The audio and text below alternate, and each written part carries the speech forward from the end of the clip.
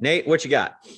So I'm working on a CBD deal Okay. or deal with the CBD company, and they're asking 5 million, Hmm. and they have about 4.5 million in sales, and they do just north of 900,000 in earnings.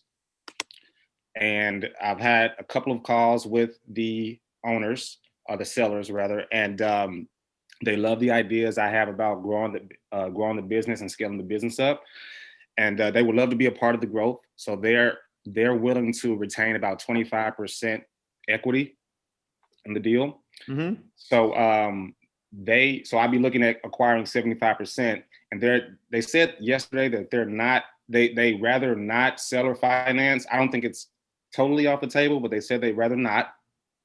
Um, Most people would rather not.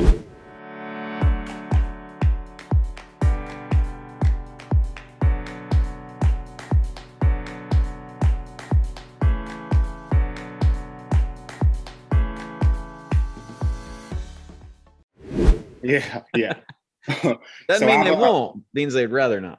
right. So I'm still gonna on my initial offer. I still want to incorporate some seller financing in there, but I've run over a number of scenarios in the deal done software. I think there's an opportunity to use some of the assets in the business to kind of help pay for it. They've got about 550,000 in inventory and another another 150,000 or so in equipment,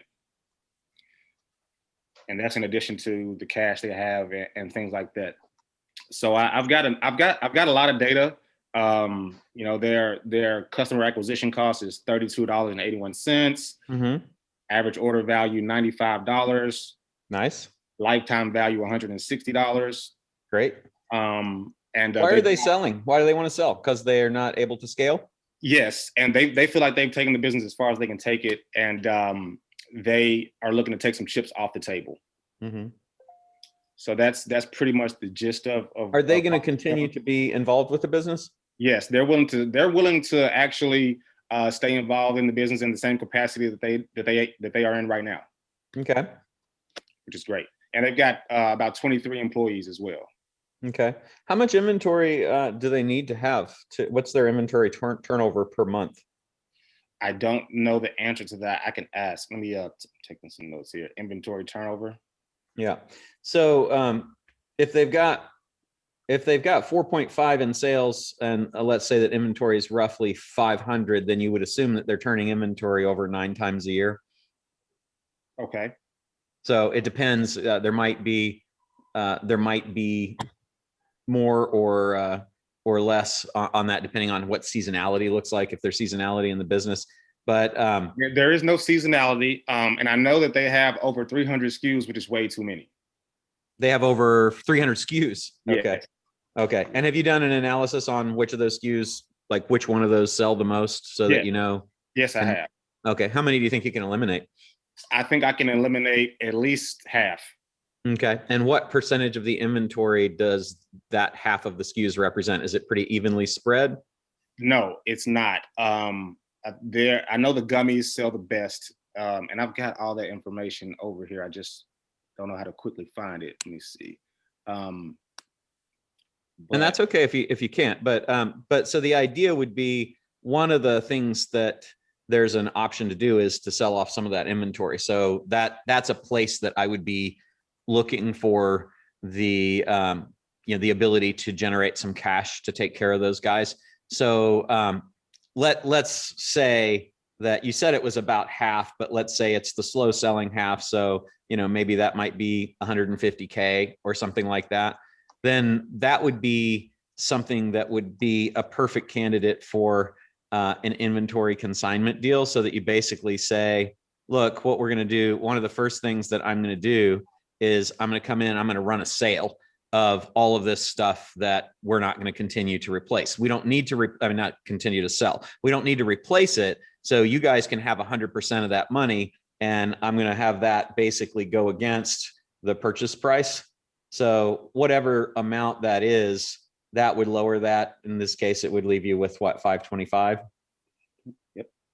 And then in terms of the business is making 900K right now, so you should be able to pay them back relatively quickly. Do you need money from, like, is there money that you'll need for growth, or do you have other things that don't really require growth? There may be a little, available for growth. So what I did was, based on the call that you had last week, I took some notes on I think you had a consulting slide of some things that you can offer. And I kind of piggybacked off that and gave them some ideas, and they loved them. I talked about marketing CBD products on Facebook, because they don't really have a huge PPC budget right now. They haven't done much of that. They haven't utilized joint ventures and strategic partnerships. They haven't grown through acquisition. And then they don't have any monthly or annual recurring revenue right now either. So I presented suggestions for all of that, and they're totally on board. That is exactly what they've been looking for. So I think some of that would obviously some of that would cost some money, but I don't think it'll require a whole lot. So the simple thing here to me would be, and I kind of drew it out, would be if we assume that there's some amount of inventory that you're going to discontinue that doesn't need to be replaced, then you could run a sale to generate that, and that would knock your price down to $525. If you divide $525 by the $75,000 a month in profit that the business is making right now, then it's only 7 months to fully pay off the thing with seller financing. So I think what I would say is, look, I'm going to come in and I'm going to add all of the things that you mentioned. And I want to acquire 75% of the business to do that. And I can get you paid off in 7 months. This is the strategy for doing that. And then we'll go forward, and you'll have 25%, I'll have 75%, and we'll be able to grow this thing significantly. And I really think that within a certain period of time, whatever it is that you estimate, your 25% that you continue to have will probably make you more than you're making with your 100% right now. That's the pitch I would make first. Okay. So does that make sense? So can you run by the 7 months part again? So yeah. So basically they're making 900K profit right now, right? Right. So if we divide that by 12, that means that their profit is 75K a month. Okay, gotcha. Right. So if I say that whatever amount you have to acquire, I say, let's get rid of that dead inventory and let's just give them that money. Let's just say, I'm going to carve out right out of the bat for you guys inventory of whatever. Now, I would carve out that inventory at the actual sales cost as opposed to the cost of goods sold. Does that make sense? In other words, let's say that they paid 150 for it, but it's going to sell for more than that, right? Because retail is more. So I would just say, so I'm going to give you this inventory that we've got should sell for, let's just say that it cost 150, and that you have, is it about a 100% markup? What's the markup in that business? I don't know, but it's a very good mark. I know it's okay. Let's say it's 100. Let's keystone it. Let's say it's 100%. So basically, then I would say, okay, so we got this 150K in inventory. That's going to sell for 300 grand. I'm going to give you that all of that money. You keep all of that. We'll sell that. And so maybe it's a lot more than 150, which means they get paid off even faster. And I'm going to conduct a sale, and we're going to blow this stuff out. And I see it being about 30 to 60 days for you to have all of that money in your pocket. So there's your chips off the table right off the bat. And then the balance, we're making $75,000 a month now. I think that's going to go up as I come in and do all the things I'm going to do. But even if it was just to continue at the rate that it is right now, it's 75K a month that I can pay you. So I'll sign a note with my SPV, pay you 75K a month, and then you're paid off within 5 months, 3 months, 7 months, however many it is after we figure out what the cost of the inventory is. That's super clean. It's not asking them to carry for a long period of time. And then they also have you now in the catbird seat running things, doing all the things that you've sold them on that will be great for you. Awesome. Okay. Love that. And they also have a shareholders note for about 1.1 million. Is that basically a note, like a note to pay themselves? Is that Well, what I was just going to ask you, who is the note to? I don't know. I've asked them. They should be getting back to me on that today, but I noticed that on the balance sheet. Okay. Yeah. So we would want to figure that out. What who is owed that money, and what are the terms of the note?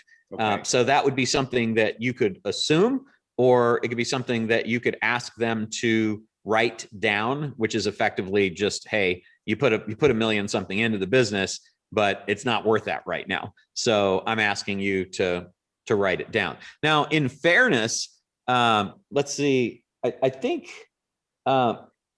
no, they're asking 5 million. They're asking 5 million for the business. So I'm sorry. I don't know how I got hung up on.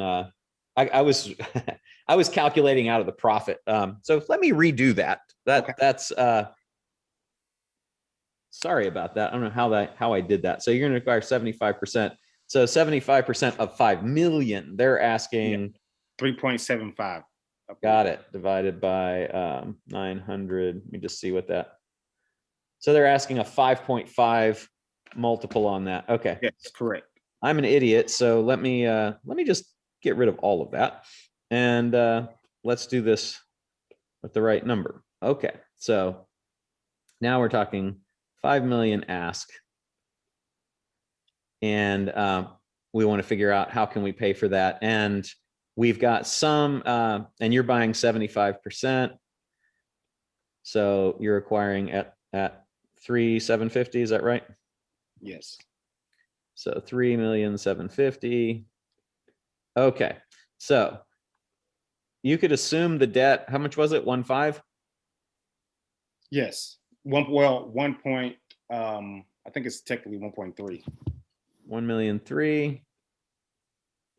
Yeah, so if I confused anybody, including you with that, that's because I was using the wrong number. 3. So that's what, 2,450? Yes. So here's the deal on the note then. We need to know what is the what are the terms? And so to be sure that you can cover whatever the repayment terms are under based on whatever cash flow comes, right? Okay. So now what you have to work with is you have 900K times 75% cash to work with, which I think we worked out was at 775. Is that what that is? 900 times, oops. Well, try not to do math with the Apple Pencil in your hand. 900 times 0.75, 675, right? So 675K is what you are going to have to work with yourself from your 75%, which is about 56,250 a month. Okay, so let's say, oops, divide by 12. Okay, so now then we got 2,450, and what were we talking about? We're talking about the inventory. So we need to figure out what's that inventory going to be worth. This is going to be done through an inventory consignment of extra SKUs plus a sale of those. So we don't know what that is yet. Then that leaves us with whatever that leaves us with. And we've got 56K. They've also got 77,000 in raw materials. Okay. I don't know if that matters. Are they manufacturing the stuff? Are they doing extraction and all that kind of stuff? Yeah, they're manufacturing themselves. So they import the raw CBD from Denmark, and that's going to end in October. They found a CBD supplier in Washington that they're going to use moving forward. Mm-hmm. So that's the only thing that they import. Everything else they manufacture themselves. Okay. So we don't know what that number is. Let's just assume it's 300 for now. That would put you at 2,150,000. So then if we didn't do anything else, we'd say 2,150,000 divided by the 56,250 a month in profit. That'd be a 38-month note that you would be offering.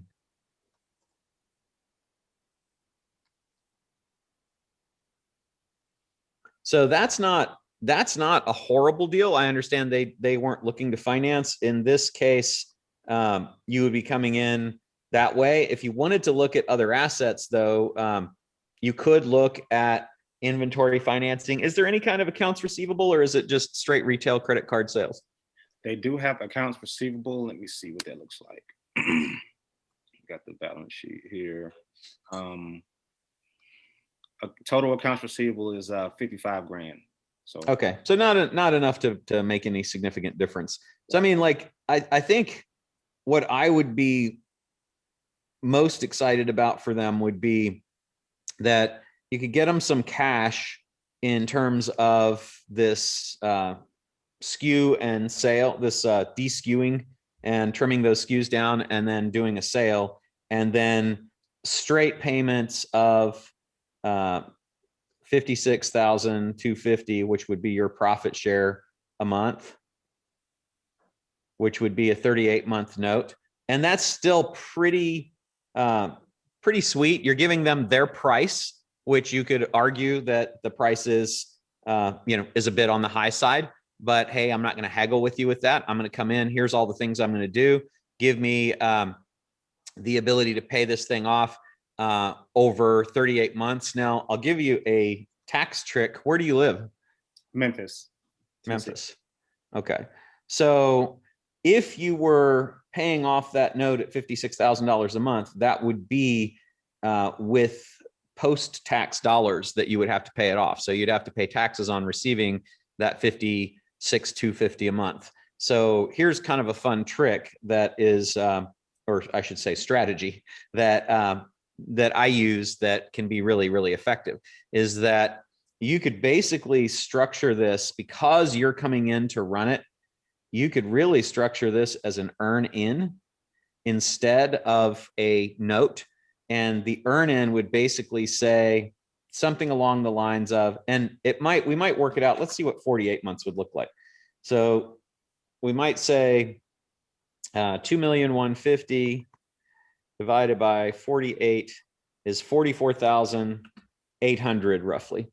So what I think I would do is I would say, darn it, I would say that I would offer a 48-month earn in, and that would mean effectively you were liquidating 44,791 a month of the obligation for every month that you were there. Now, let's see what that works out to. 44,791 divided by 56,250. 56,250. And where did that 44,791 come from? I'll tell you in just 1 minute. So that'd be 20% of 75%. Hang on just 1 second. So that's 15%. So that's 85%. So basically, so here's where it came from. It came from, if we could say that you, for the first 48 months of this thing, you're going to receive, darn it, stay on there, iPad. It keeps taking that off every time I put my hand in. 20% participation.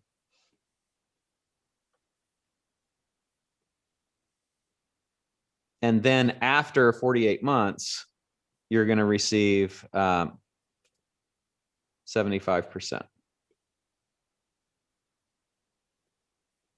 So you're effectively earning into the equity, but it's with pre-tax dollars. So here's, right, you see the difference already? Yep. Yeah. So with the 20% so that would be instant. And then after 48, then I get the full 75.